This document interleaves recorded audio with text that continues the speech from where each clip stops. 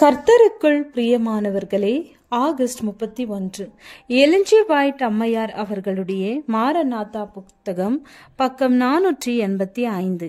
இன்றைய தியானத்திற்காக தெரிந்து கொள்ளப்பட்ட தலைப்பானது நுட்ப நியாய விசாரணை.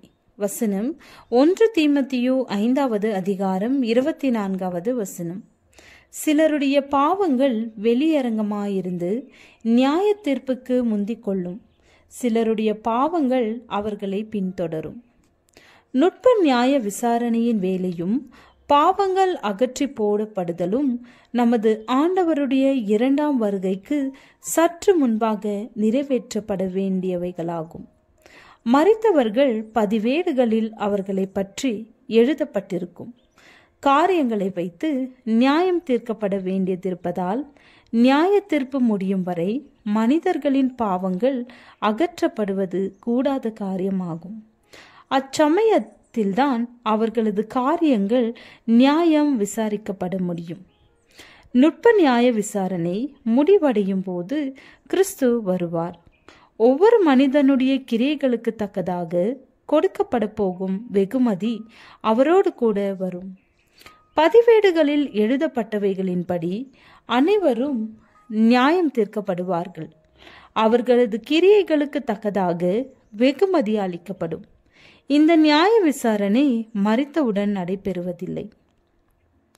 ஆசரிப்பு கூடாரத்தின் நிழலாட்டமான ஆராதனையிலே பிரதான ஆசிரியன் இஸ்ரவேல் ஜனங்களுக்காக பாவ நிவாரணம் செய்த பின்னர் வெளியே வந்து அங்கு குழுமியிருக்கும் சபையாரை ஆசீர்வதிப்பார். இயேசுவும் தமது மத்தியஸ்த வேலை முடிவடைந்தவுடன் நித்திய ஜீவனுக்காக காத்திருக்கும் மக்களை ஆசீர்வதிப்பதற்காக, இரட்சிப்பதற்காக பாவமில்லாமல் தரிசனமாவார். ஆசாரியனாக ஆசரிப்பு கூடாரத்திலிருந்த பாவங்களை அகற்றுவதிலே போக்காட்டின் தலையின் மீது பாவங்களை அறிக்கை செய்து முடிப்பான். அதே போன்று கிறிஸ்துவும் பாவத்தை ஆரம்பித்தவனும் தூண்டியவனுமாகிய சாத்தான் மீது அனைத்து பாவங்களையும் வைப்பார்.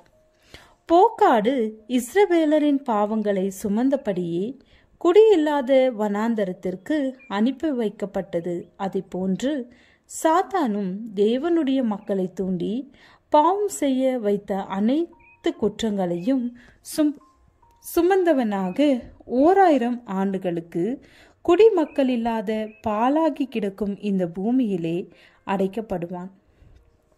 இறுதியிலே பாவத்தின் முழு தண்டனையையும் துன்மார்க்கர் அனைவரையும் அழிக்கின்ற அந்த நெருப்பில் அனுபவிப்பான். இந்த பூமியில் குடியிருக்கிற மக்களில் சிலரே, வெகு சிலரே நித்தியத்தை சுதந்திரித்துக் கொள்ளும்படியாக மீட்கப்படுவார்கள். சத்தியத்திற்கு கீழ்ப்படிவதின் மூலம் தங்களது ஆத்மாக்களை பூர்ணப்படுத்தாத பெருந்திரளான மக்கள் 2ஆம் மரணத்திற்கென்று நியமிக்கப்படுவார்கள். பாவ மன்னிப்பை பெற்ற விசுவாசிகளின் பாவங்கள் ஆசரிப்பு கூடாரத்தினின்று அகற்றப்படும் போது பூமியிலே தேவனுடைய மக்களுக்கு மத்தியில் ஒரு சிறப்பான சுத்திகரிப்பின் வேலை, அதாவது பாவத்தை அகற்றி போடும் வேலை நடைபெறும். ஜெபம். அன்புள்ள பிதாவே, எல்லோர் பாவத்தையும் சுமந்து மரித்த இயேசுவே, நீரே வழியும் சத்தியமும் ஜீவனுமாயிருக்கிறீர். ஆமென்.